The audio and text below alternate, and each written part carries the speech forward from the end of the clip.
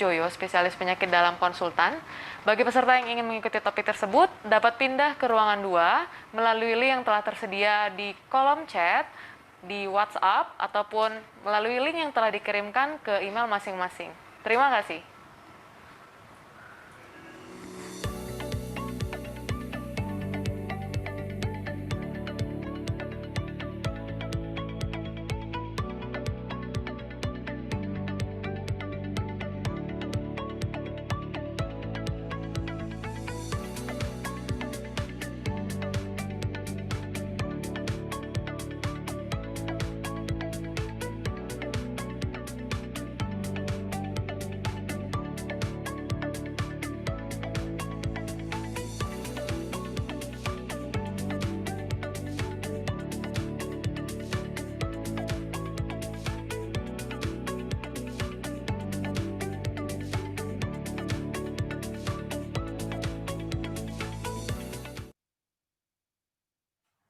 Assalamualaikum warahmatullahi wabarakatuh. Selamat siang dan salam sejahtera kepada para peserta Jakarta Diabetes Meeting 2020. Bertemu kembali dengan saya, Dr. Farid Kurniawan, di room 1 ini. Kita akan berdiskusi lebih lanjut, membahas lebih lanjut pada sesi ini mengenai 20 Years Monumental Advanced Trial Legacy Until Now. Pada kesempatan kali ini kita akan mendengarkan dua topik dari pembicara yang sudah senior dan juga sangat berpengalaman di bidang diabetes. Yang pertama adalah renal data sulfonylurea comparing with SGLT2 inhibitor results. Dan yang kedua adalah why is sulfonylurea still relevant and popular in diabetes management. Pada sesi siang ini kita akan berdiskusi lebih lanjut mengenai salah satu golongan obat untuk diabetes, yaitu golongan sulfonylurea yang sudah cukup lama kita gunakan dalam pengobatan diabetes. Kita akan melihat bukti-bukti terbaru bagaimana penggunaan sulfonylurea pada pasien-pasien dengan diabetes. Untuk mempersingkat waktu, saya persilakan kepada Profesor Dr. Slamet Suyono, spesialis penyakit dalam, konsultan endokrin metabolik diabetes, untuk menyampaikan topik yang pertama, yaitu renal data sulfonylurea comparing with SGLT2 inhibitor results. Silakan Prof. Slamet.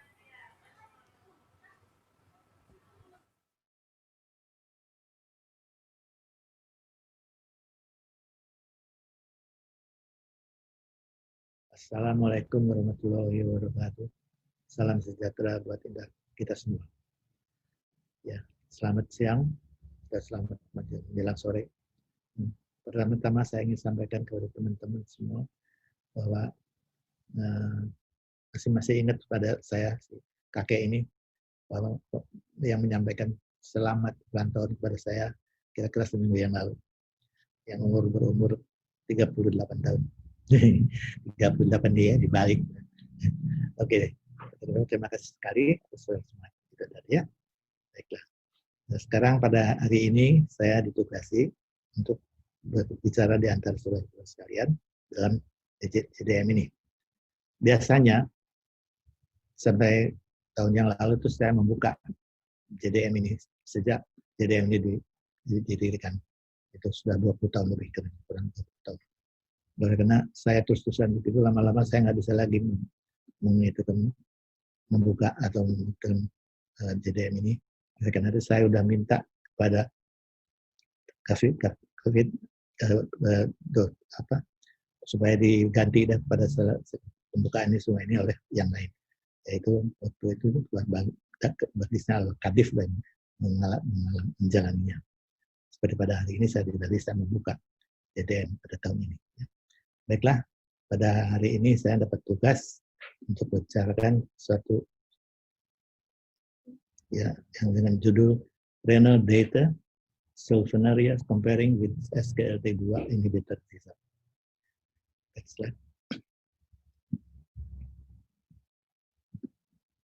Baik, sebagai overview-nya kita lihat sini. Pertama adalah diabetic kidney disease (DKD).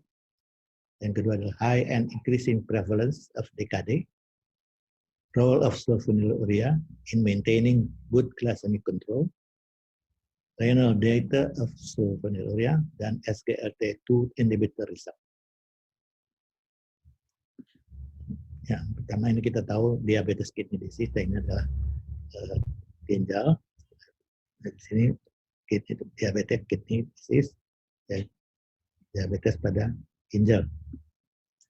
Nah, ini adalah global prevalence of diabetes is increasing. Kita lihat di sini peningkatannya adalah dari tahun 17 sampai 45, kenaikannya adalah 151 miliar dari 62 miliar, kurang lebih 84%.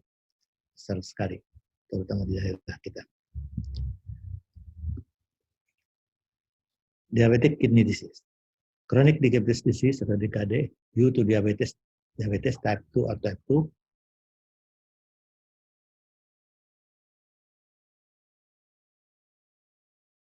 severity elevated microalbuminuria of more than 300 milligram per 24 hour, or an albumin to creatinine ratio (ACR) more than 300 milligram per gram. Confirmed in at least 2 or 3 samples with concurrent presence of diabetic retinopathy and absence of sign or aftertones of renal disease.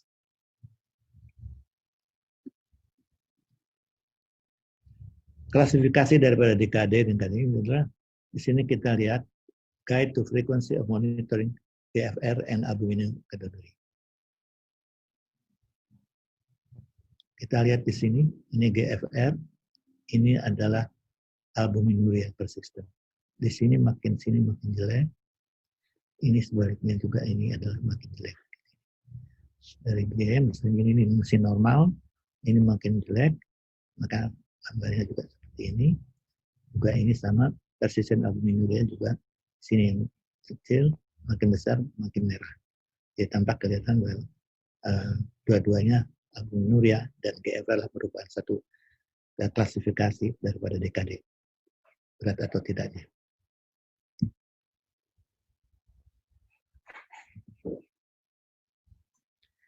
High and increasing prevalence of DKD. Global prevalence of DKD, kita lihat di sini, approximately 50% daripada all adults with T2 diabetes have DKD globally. 50% di seluruh dunia. Kita lihat kemudian CKD-nya before diagnosis of diabetes 31%. Banyak sekali pada yang dengan DKD lebih tinggi. High incidence of DKD in Asian population, kita lihat di sini, yang ini dikasih ini adalah Indonesia. Kita lihat yang ini mikroalbuminuria di sini, kemudian makroalbuminuria, dan ini normal. Ini adalah normal, sedangkan yang sakitnya adalah paling sakit adalah yang ini, dan kemudian ini yang makro, ini mikro. Jadi kita lihat yang bagusnya hanya segini untuk Indonesia. Kebanyakannya di sini, yaitu yang mikro sama yang makro albuminuria. Asian phenotypes di tipe 2 diabetes patient adalah ada beberapa, yaitu low level of beta cell function, kemudian higher rate of renal complication and stroke compared to CV death and MACE. Kemudian ada younger onset of diabetes, kemudian lower rates of type 1, kemudian lower BMI but high visceral fat, dan long disease duration. Ini tanda-tanda daripada diabetes daripada Asia. Semuanya orang yang gemuk, kemudian level semua, kemudian jelek semua. Di Asia terutama. Sekarang kita lihat tentang role of SU, sulfonylurea, in maintaining good glycemic control. Glycemic control remains the most important factor to reduce CV risk.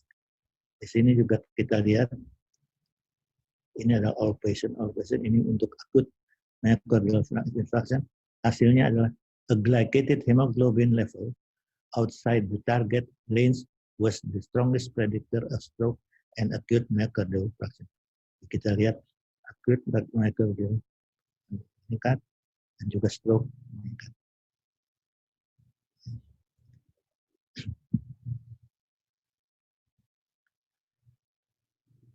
sulfonylurea is still most common drug prescribed di Asia. Di Asia itu paling banyak dipakai sulfonylurea. Kita lihat di sini misalnya, gambar-gambarnya di sini adalah diet alone. Ini merah, ini adalah insulin dan OAD, insulin dan OAD. Ini. Sedangkan ini OAD, oral diabetes. Sedangkan ini adalah diet alone. Yang diet alone adalah yang ini. Sedangkan ini adalah suntikan dan obat, dan ini adalah obat. Kemudian diabetes ini, ya ini adalah gambaran daripada tadi.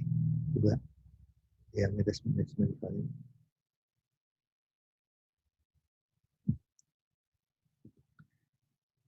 Glucose lowering interventions ABS1 efficacy. Kita lihat di sini metformin, sulfonylurea, dan yang lain-lain. Kita lihat di sini expected decrease of absence with monotherapy adalah kemungkinan metformin 1-2, sedangkan sulfonylurea 1-2 sama juga. Sedangkan TZD CLP1 concentrated inhibitor, kalau glucose inhibitor sama DDB differential kita hanya 0,5, 0,14. Jadi paling tinggi adalah sulfonylurea dengan metformin, tapi ada perbedaannya nanti. Beda antara sulfonylurea dan metformin dalam keadaan nanti pada lihat tes lain lagi. Early intensification of treatment leads to better glycemic control. Kita lihat juga di sini. Ini adalah hazard ratio for stating the glycemic control. Di sini adalah early, intermediate, and late. Tampak di sini bahwa glycemic controlnya adalah hazard ratio-nya for adapin adalah di sini 1 kurang dari 12, intermediate-nya, treatment of intervention-nya, sedangkan yang 13-24 ini ada pendapatan atau 0,74, sedangkan yang late adalah 0,12. Kita lihat bahwa leads better glycemic. Bagi earlier intensification membutuhkan lebih baik. Jadi kalau lebih earlier, di sini lebih bagus hasilnya, sedangkan kalau terlambat hasilnya kurang bagus. Treatment intensification and risk of hypoglycemia. Ini di sini kelihatannya untuk melihat hypoglycemia-nya. Bagaimana? Getting good glycemic control with sulfonylurea. Di sini apakah increased risk of hypoglycemia dengan SU? Ternyata hasilnya adalah tidak. Bagus sekali dengan SU. Kita lihat di sini dengan glyclazid, ini adalah SU paling rendah, sedangkan di sini ada obat-obat yang lain yang paling banyak ada glibenclamid yang menyebabkan hipoglikemia. Sedangkan pada guide study dari glucose control in type 2 diabetes, diamicron MR, MS versus limepiride. Kita lihat di sini international multicenter, diamicron MR-nya dosisnya antara 30 sampai 120 mg versus limepiride 1 sampai 6 mg. Dengan jumlah pasien 840 subjek, 6 bulan duration studinya. Hasilnya ini kita lihat di sini HbA1c ini dengan diamicron hasilnya ini, sedangkan dengan limepiride. Tetapi di sini yang bedanya adalah yang ini, patient with hypoglycemia. Kalau di sini hampir sama antara diamicron dengan limepiride. Di sini adalah patient with hypoglycemia, jelas yang ini lebih tinggi. Bedanya di sini. Ini dan ini bagus, sedangkan ini tinggi. Nah, sekarang renal data on sulfonylurea, bagaimana terhadap ginjal. Advanced study, action of diabetes vascular disease, pretext and democracy MR control evaluation dilakukan secara internasional, yaitu China, Malaysia, India, dan Filipina. Jumlahnya adalah 10.000 orang, 40 subjek from Asia. Advanced Study Optimal Efficacy Conventional Treatment. Ini adalah menunjukkan bahwa HbA1 reduction after 5 tahun treatment with gliclazide MR up to 120 mg daily in the advanced study with regards to the initial level of HbA1c. Kita lihat HbA1c-nya di sini adalah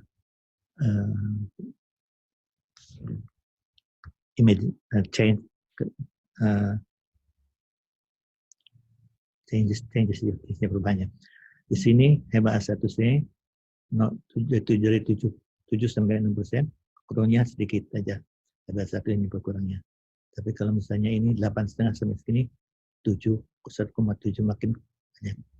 Di sini HbA1 borderline, baseline 2,6 dan ini adalah lebih dari 10%. Berarti HbA1c reduction after 4 years of treatment with gliclazide MR up to 120 mg daily in the advanced trial with regards to the initial level of HbA1c. Kita lihat di sini sudah 5 tahun, makin bagus. Lebih dari 10%, turunnya juga banyak. Pada advance tadi juga reduction in microvascular complication. Ini adalah in advance HbA1c target is 6,6% compared to 7% in the preceding study pada UKPDS. Sedangkan show reduction in renal event, 21% reduction in nephropathy, dan 30% reduction in macroalbuminuria. Jadi untuk ginjal bagus. Compared to 1% to 10% non-significant reduction respectively in UKPDS study. Jadi menunjukkan bukan dibandingkan dengan UKPDS dengan advance jauh sekali. Di sana hanya 10%, di sini adalah sampai 21% sampai 30%. Advance ada lagi dia melakukan MR, kidney production is all stages. Kita lihat di sini new onset, renal primary prevention, progression, ESRD, dan ini regresinya. Kita lihat sini new onset, renal primary prevention dengan new onset macroalbuminuria. Nah, new worsening nephropathy. Kita lihat kemudian pada progresinya, renal primary prevention, progresinya adalah 22%, sedangkan ESRD di sini adalah 65%, dan ini ESRD, sedangkan progresinya adalah 15% dan 30%. Ya, no, 20%. 20% regression to normal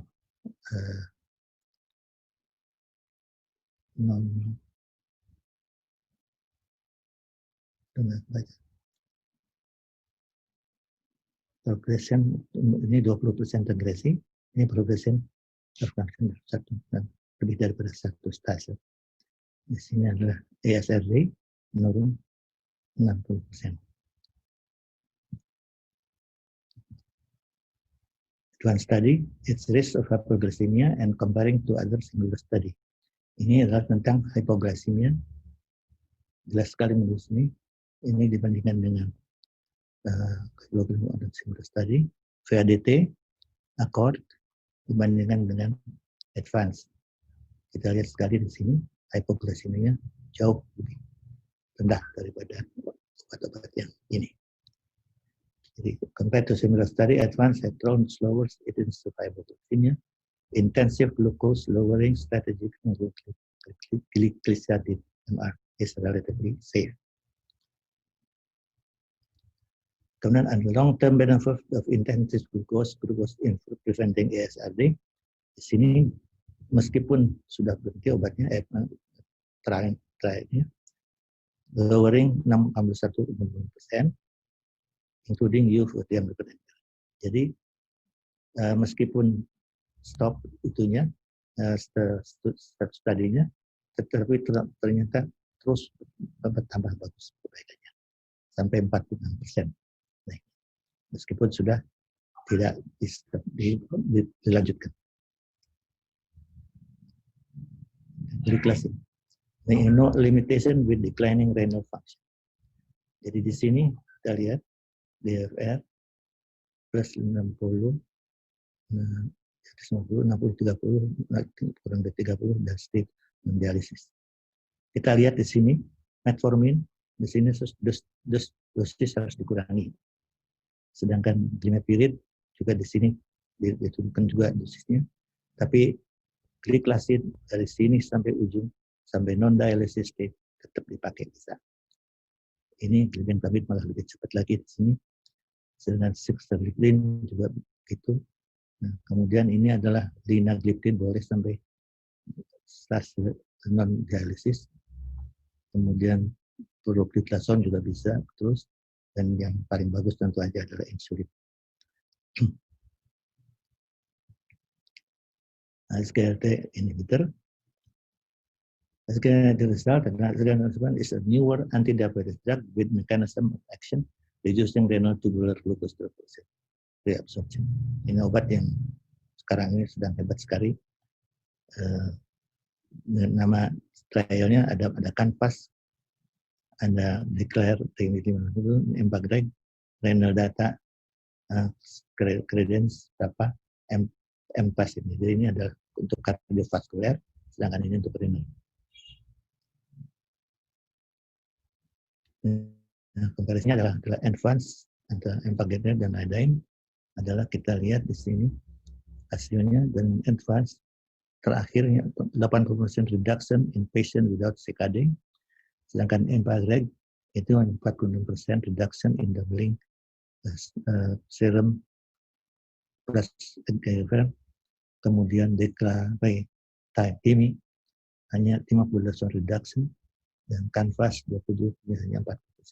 Jadi kalau kita lihat di sini 80% paling tinggi dia bandingkan dengan studi-studi lain terutama terhadap ginjal.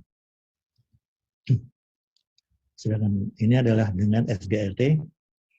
Kita lihat sini SGLT advance ini, sedangkan di sini adalah ini adalah SGLT. Kita lihat di sini 99% new onset microalbuminuria, kemudian di sini 21% worsening of nephropathy, ya, kemudian 65% reduction in ESRD dan 84% reduction in patient without CKD baseline. Ini pada advance. Sedangkan pada credence sebagliflozin 30% reduction in worsening kidney function, doubling serum of ESRD in kidney related death. 33% reduction in progression to ESRD dan 28% reduction in RLT initiation of kidney death. Itu bagian kematian daripada ginjal. Sedangkan dapat GT juga 30%, sebenarnya paling banyak 44% in kidney worsening ESRD kidney related death. Kalau ini sedang berjalan belum ada hasil. Jadi kalau dari lihat dari tiga ini, tetap advance adalah paling baik. Ini 84, ini 28, sedangkan ini 44%.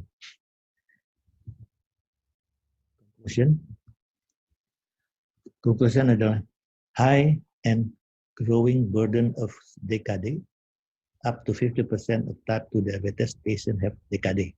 Jadi sampai 40% type 2 diabetes patient have DKD. Advanced on confirm that glycoside MR benefit in intensive glucose control with conventional drug, have less risk of hypoglycemia than the other SO, sulfonyl oil.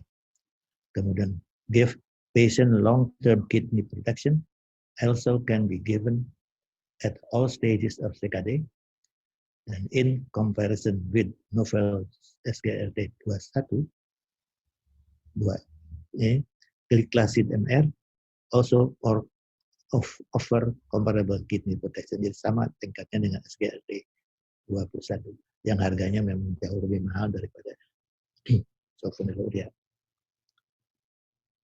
Ya, saya kira ini terakhir. Terima kasih atas perhatian sekali. Terima kasih Prof. Slamet untuk pemaparan materi yang sangat menarik dan sangat lengkap terkait pentingnya early and intensive glycemic control pada pasien-pasien diabetes, terutama dengan penggunaan sulfonylurea. Dan bagaimana pengaruh pemberian sulfonylurea, salah satunya yaitu diamikron MR atau glikazid MR terhadap fungsi ginjal. Berikutnya kita langsung ke topik yang kedua, yaitu why is sulfonylurea still relevant and popular in diabetes management? Topik ini akan dibawakan oleh Profesor Dr. Sarwono Waspaji, spesialis penyakit dalam, konsultan endokrin metabolik diabetes. Kepada Prof. Sarwono, saya persilakan.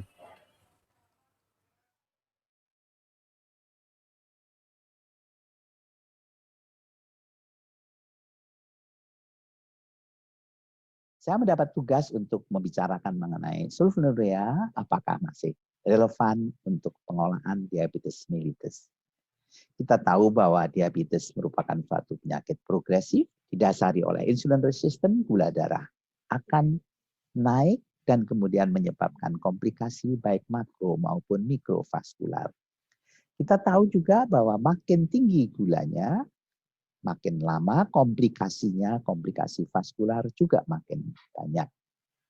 Nah, kita tahu juga kalau kita turunkan A1C sampai normal, maka makro maupun mikrovaskular complication akan menurun. Nah, memang manajemen type 2 diabetes, long term challenge-nya adalah mencegah komplikasi, di samping itu mencapai glycemic control yang baik, dan mencegah glukos homeostasis yang memburuk. Nah, banyak obat-obat untuk menurunkan gula darah dari insulin, sulfonylurea, dan berbagai obat baru yang sekarang marak diperdagangkan. Sulfonylurea sendiri yang kita bicarakan, ada yang lama, konvensional, misalnya tolbutamid, chlorpropamid, ada yang baru, glimepiride, gliclazid, dan ada yang kerjanya pendek, ada yang kerjanya panjang, seperti gliclazid, MR, glimepiride. Masing-masing mempunyai efek yang berbeda. Banyak studi yang membicarakan sudah mengenai sulfonylurea. Tolbutamid waktu itu malah dikatakan memperbanyak komplikasi vaskular, tapi dikatakan juga validitasnya kurang. UKPDS membuktikan bahwa sulfonylurea bermanfaat. Dan kemudian ada beberapa studi yang lain, ACCORD, ADVANCE, dan diikuti sejak 2009 dengan outcome study obat-obat yang lain yang diharuskan di Amerika, mengingat rosiglitazone, obat yang sangat bagus menurunkan gula darah, menyebabkan komplikasi vaskular yang sangat banyak. Dan kemudian setelah itu outcome studies harus dikerjakan, ada gliptin, ada GLP-1, ada insulin, sebelum obat baru dapat dipasarkan di Amerika. Nah, UKPDS itu merupakan suatu studi jangka panjang yang non-sponsor. Bagusnya itu 20 tahun bahkan sampai 30 tahun. Hasilnya antara yang konvensional dengan yang intensif, yang konvensional atau yang intensif dapat menurunkan A1 dengan baik, walaupun kemudian berjalannya waktu dia akan meningkat. Peningkatan ini terjadi baik pada metformin maupun pada sulfonylurea maupun pada yang diet saja. Jadi peningkatan ini bukan karena masing-masing obat, A1C sama juga, bukan karena masing-masing obat, tapi karena sifat penyakitnya sendiri. Nah, tadi A1C makin lama makin meningkat lagi untuk semuanya, tapi kalau lihat beta cell function, baik yang konvensional maupun yang metformin juga menurun. Sama juga sulfonylurea menurun sel betanya, walaupun kalau kita lihat efek stimulasinya masih ada. Jadi sulfonylurea tidak menurunkan sel beta, tidak menyebabkan sel beta failure. Nah, bagaimana hasilnya? Metformin dapat menurunkan komplikasi makrovaskular, tidak dapat menurunkan dengan bermakna komplikasi makrovaskular. Tapi untuk mikrovaskular cukup bagus. Nah, glibenclamid untuk yang makrovaskular menurunkan tapi tidak bermakna. Sulfonylurea dan insulin yang lain juga untuk yang myocardial infarction, ini yang makrovaskular menurunkan tetapi tidak bermakna. Any diabetes related endpoint juga menurunkan tapi tidak bermakna. Nah, kalau dilihat dibandingkan antara yang konvensional dan yang intensif, setelah 10 tahun belum bermakna.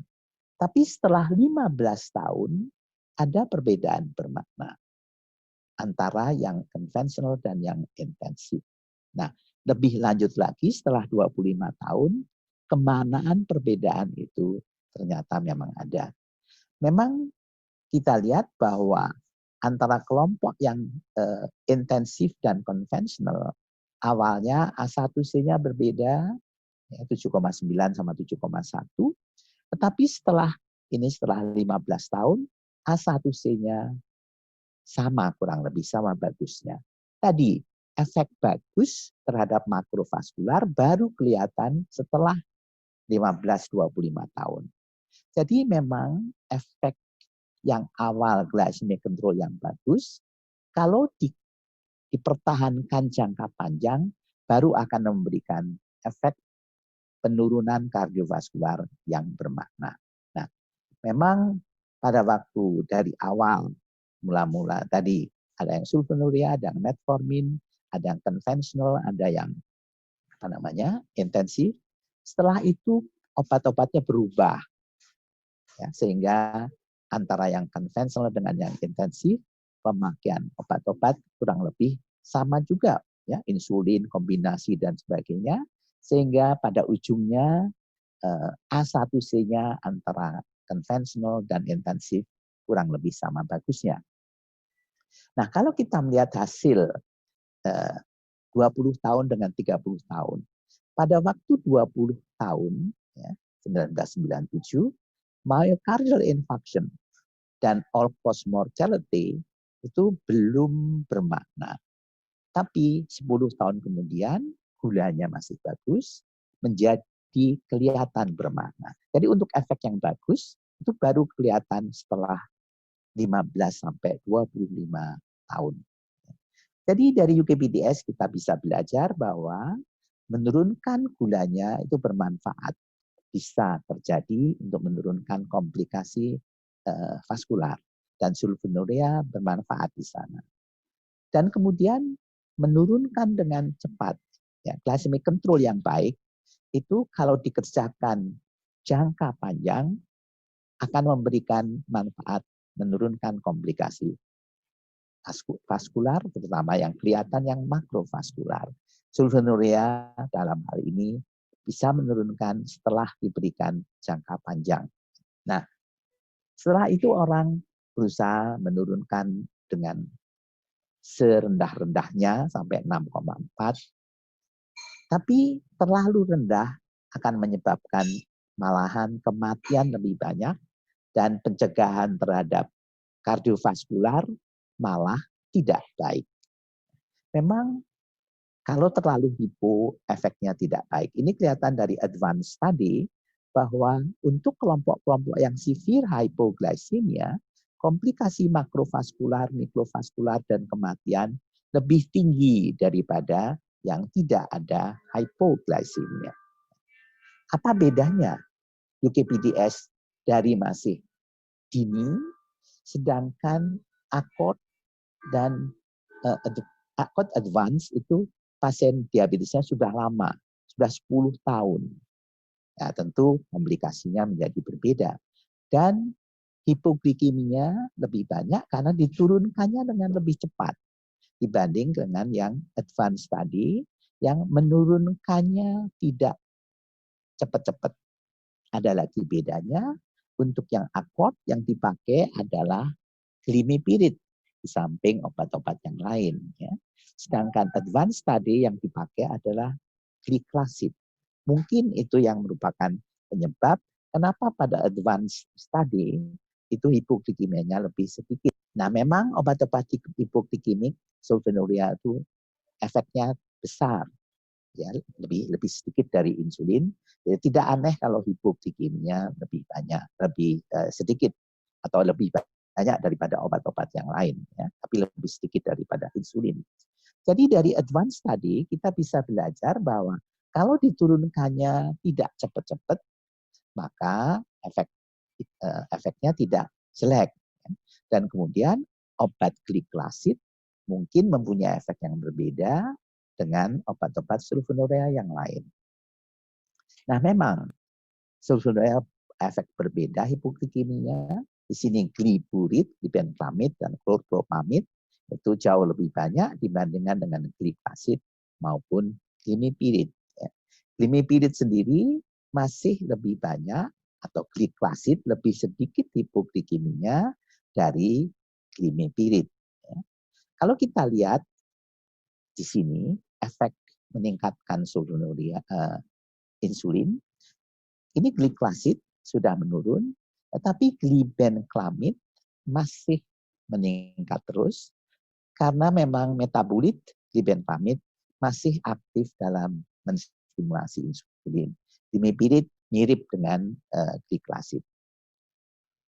Nah, hasil terhadap vascular complication untuk advance, ya, microvascular bermakna, ya, makrovaskular tidak bermakna. Kalau dikombine memang bagus bermakna. Setelah diteruskan mengenai makrovaskular eventnya dengan advance on study, yang pada advance tidak bermakna, yang makrovaskularnya, setelah diteruskan tetap juga tidak bermakna walaupun menjadi turun 6%, tapi tetap penurunan tersebut tidak bermakna untuk makrovaskular. Nah, di samping hipoglikemi ada hambatan lain obesitas. Dalam hal ini thiazolidinedione juga menyebabkan obesitas.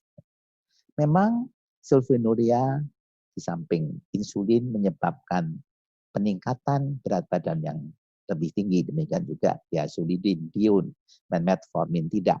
Obat-obat yang baru, GLP-1 receptor activator dan SGLT2 inhibitor tidak menaikkan berat badan, bahkan menurunkan berat badan. Karena itu pada anjuran untuk yang obes, kita lihat bahwa anjuran first choice-nya adalah metformin, SGLT2 inhibitor, sedangkan sulfonylurea tidak, malah suruh avoid. Walaupun sulfonylurea masih mempunyai keuntungan kalau ada GI symptom dan cost-nya yang relatif jauh lebih murah. Obesitas sendiri di Indonesia mulai merupakan problem, 21,8%. Tapi kalau dibanding dengan negara-negara ASEAN lain, kita belum seproblem di Malaysia, di Singapura, ya, di Thailand, ya, walaupun sudah mulai merupakan problem. Jadi dari aspek berat badan tidak terlalu seperti di keadaan di negara-negara tersebut. Nah, kalau kita lihat outcome studies, yang positif terhadap makrovaskular, metformin ya, kemudian pioglitason ya, metformin terhadap mikro tidak. Sulfonylurea tadi tanda tanya terhadap makrovaskular, terhadap mikrovaskular bagus. Insulin tidak, terhadap makrovaskular. Terhadap mikrovaskular jelas. Obat-obat gliptin semuanya non-inferior terhadap kardiovaskular, makrovaskular. Kemudian 2-3 tahun belakangan glifosin semuanya superior, punya efek yang bagus terhadap makrovaskular, bahkan terhadap mikrovaskular juga. Demikian juga GLP-1 receptor activator, liraglutid jelas bermanfaat, dan ada beberapa glutid yang lain ada yang bermanfaat juga. Nah, karena itu dalam guidelines untuk orang-orang yang mempunyai risiko kardiovaskular atau yang sudah ada kardiovaskular, obat utamanya permulaan setelah metformin adalah GLP-1 receptor activator ataupun SGLT2 inhibitor. Sulfonylurea terdorong ke belakang. Untuk yang masalahnya hypoglycemia, juga pemilihan sulfonylurea terdorong ke belakang. Untuk yang hypoglycemia, untuk yang berat meningkatkan, untuk yang gemuk juga terdorong ke belakang. Tapi kalau masalahnya adalah cost, maka sulfonylurea masih bisa maju ke depan pemakaiannya. Nah, karena memang cost-nya untuk memakai obat-obat yang baru-baru ini, yang dikatakan bermanfaat untuk pencegahan kardiovaskular, makrovaskular, cost-nya sangat tinggi. Nah, ada argumen pro dan kontra untuk pemakaian ataupun tidak memakai sulfonylurea. Pertama, ischemic preconditioning. Nanti akan kita bicarakan yang berbeda-beda untuk bermacam-macam sulfonylurea. Hypoglycemia, tadi sudah kita bicarakan, glyclasid lebih sedikit. Kemudian studi-studi yang ada yang biasnya ada, karena itu memerlukan studi-studi lain untuk membandingkan sendiri efek sulfonylurea dengan obat yang lain. Ada pada Carolina study, limivir tidak inferior atau linagliptin tidak inferior dengan glimepiride, dan Tosca glimepiride tidak inferior dengan pioglitazone, dan GRID study yang membandingkan glimepiride dengan berbagai macam anti atau obat hipoglikemik belum selesai. Nah, mengenai ischemic preconditioning, sulfonylurea bekerja dengan melalui reseptor KATP channel, menutup dan kemudian depolarisasi, membuka kalsium channel masuk dan menyebabkan sekresi insulin. Ini pada sel beta pankreas. Tapi sulfonylurea berefek juga pada kardiomyosit. Di sana perangsangnya adalah hypoglycemia, dan yang baik adalah kalau tertutup channelnya, ya, bukan terbuka seperti sana. Sehingga kalau terbuka karena hipoksia tadi menguntungkan pada myosit. Nah, di sini kalau tertutup KATP channel, depolarisasi, kalsium masuk, akan menyebabkan kalsium yang meningkat, kontraktilitas yang meningkat, dan energy consumption yang ujungnya adalah terjadi iskemia. Jadi kalau terangsang oleh sulfonylurea dari obat-obat yang merangsang atau menutup KATP channel, maka obat-obat tersebut bisa memperburuk fungsi myosit. Ya. Nah, kalau glikasid, ya, efeknya terhadap sulfonylurea reseptor 1 itu lebih banyak daripada sulfonylurea reseptor 2A. Jadi saya katakan tidak berefek ke jantung.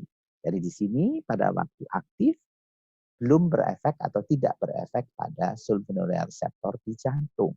Ya.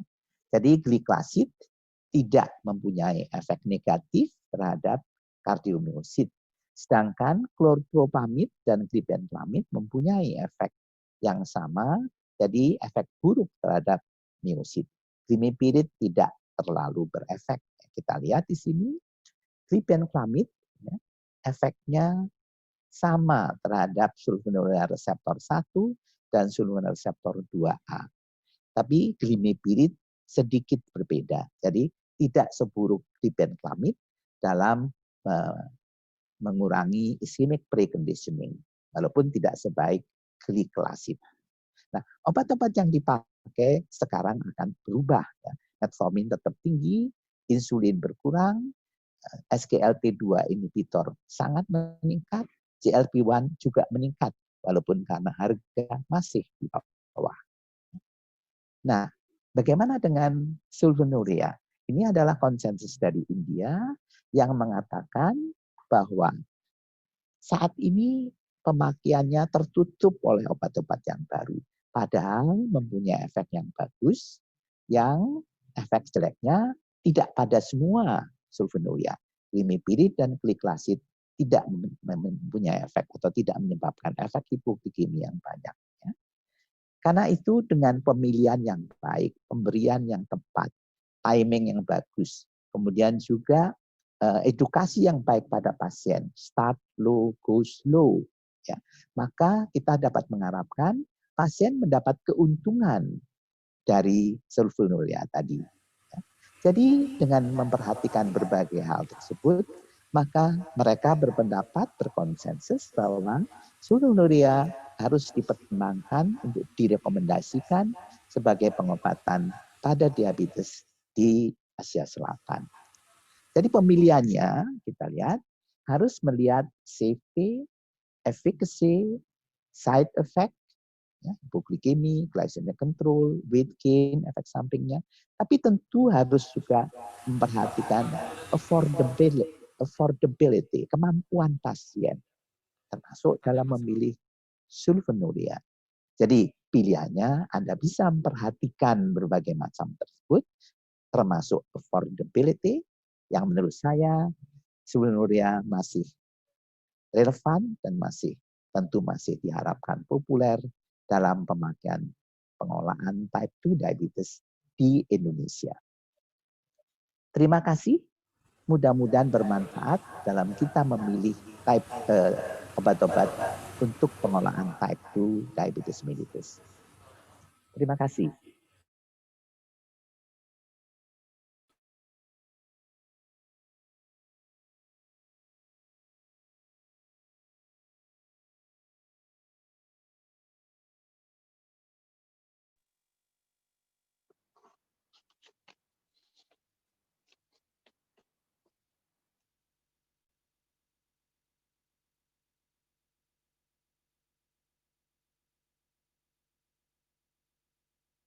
Sulfonylurea ini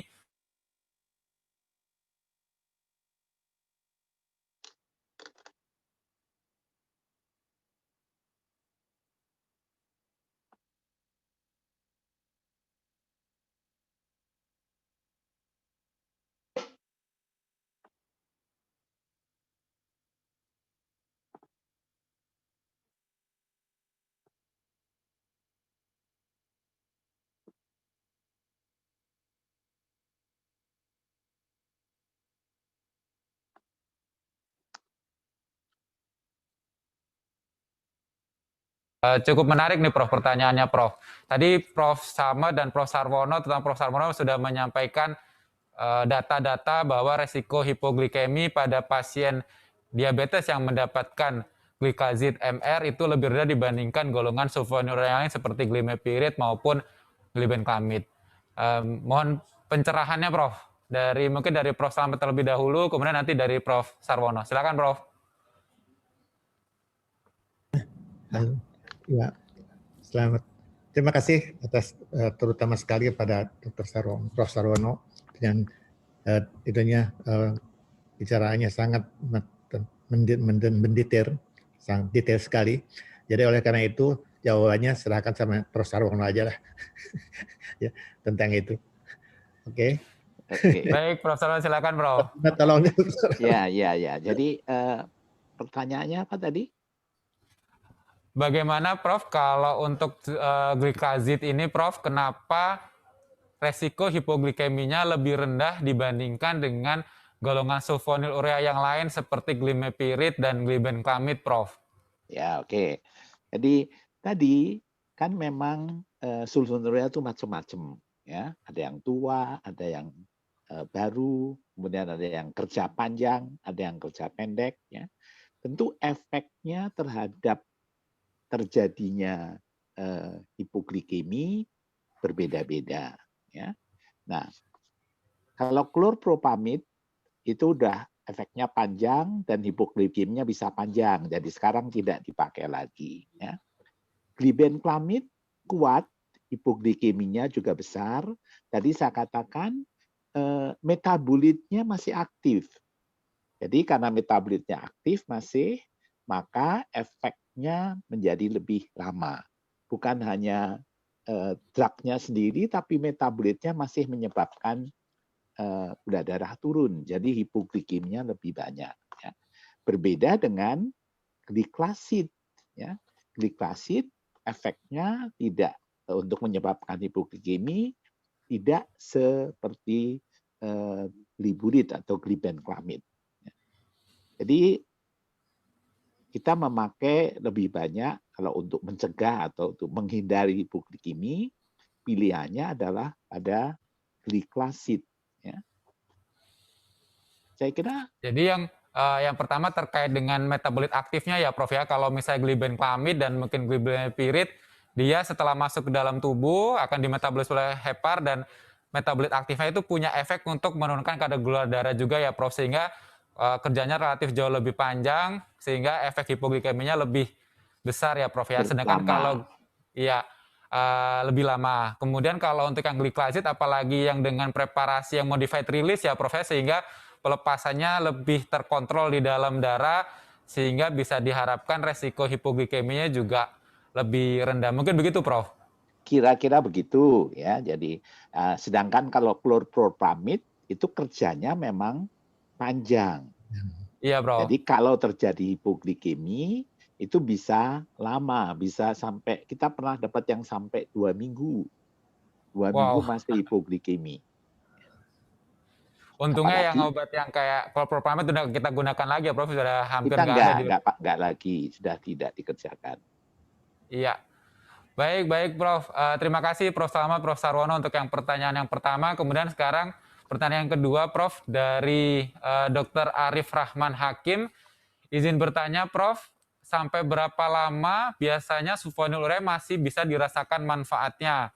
Mengingat massa sel beta akan terus berkurang sehingga ada anggapan bahwa sulfonylurea memaksa sel beta untuk bekerja sehingga memperburuk keadaan sel beta. Terima kasih, Prof.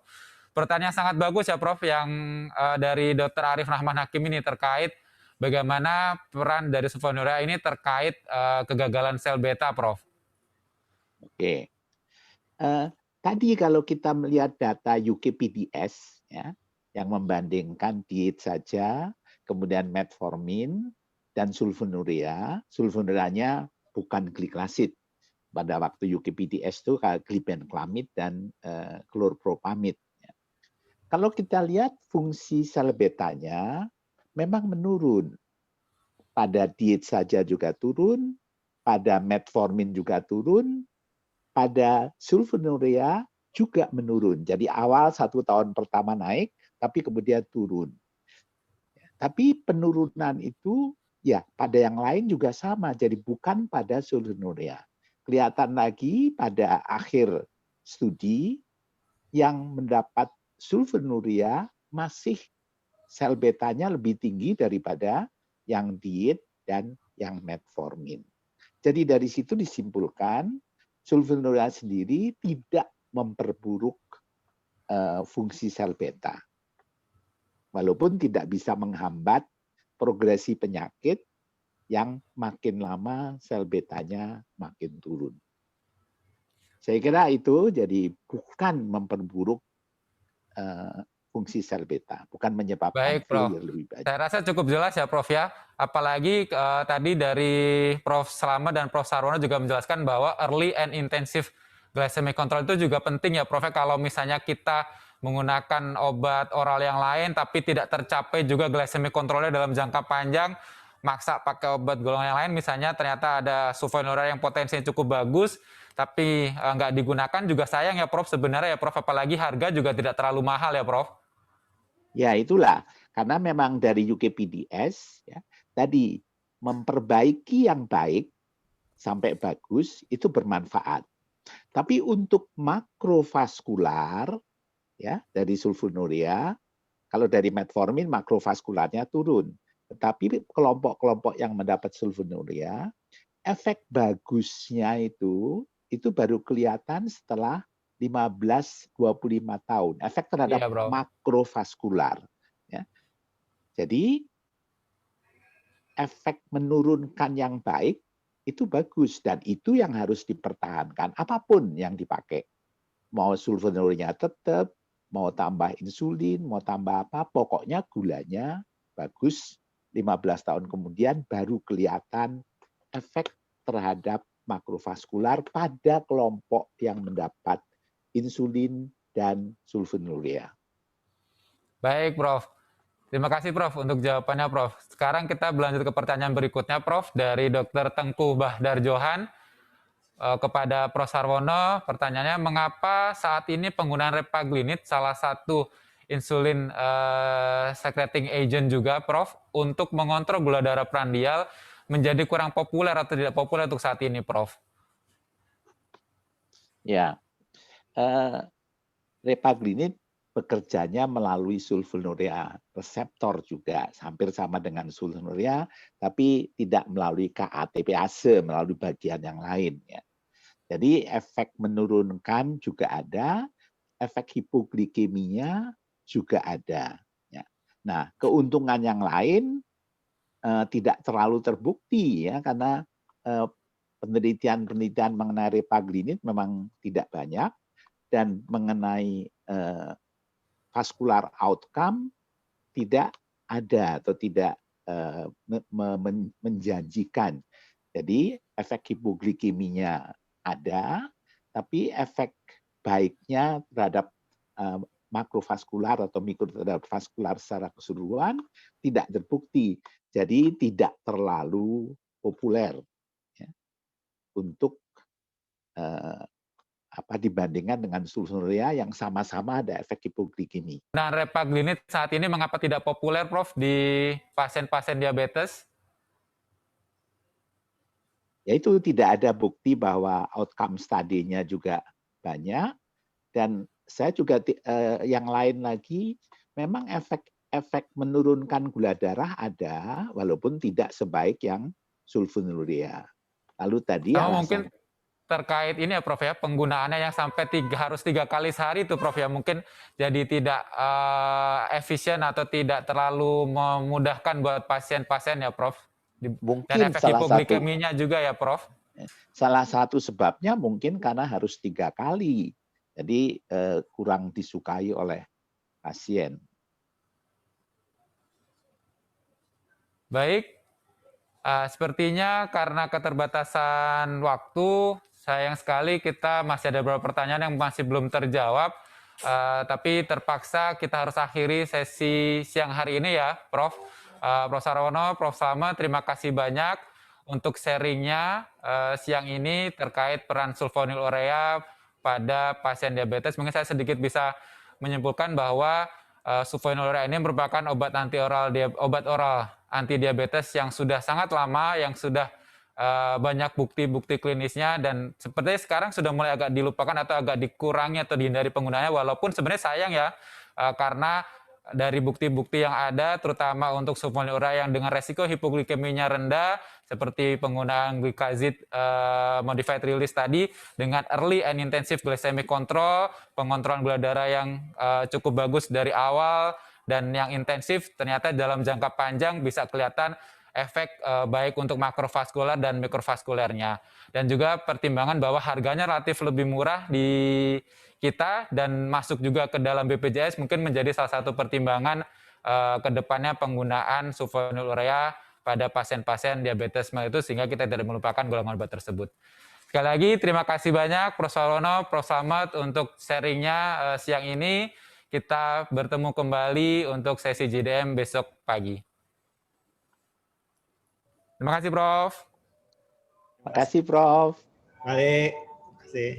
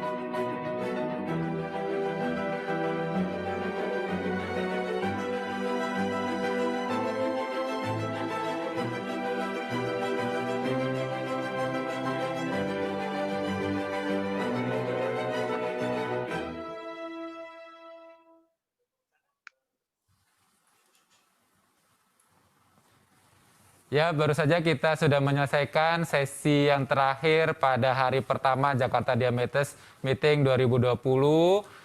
Kemudian kita masuk ke penutup pada hari ini. Kita akan berlanjut pada besok pagi, pada hari Minggu 15 November 2020, dengan dua topik bersamaan pada pagi hari. Kita akan mulai di jam 10 pagi. Akan ada dua room juga. Room 1 akan bisa diikuti melalui link yang dokter ikuti saat ini, dan kemudian ada room 2 juga yang sudah kita share juga di chat box. Jadi besok untuk di room 1 akan kita ikuti workshop 3, Learn from the Expert 3, Cardiorenal Protection in Diabetes. Kemudian di room 2, workshop Learn from the Expert 4, Insulin Therapy in Outpatient and Transition. Terima kasih banyak kepada profesor, dokter, dan hadirin semua yang hadir pada hari ini, pada hari pertama virtual Jakarta Diabetes Meeting 2020.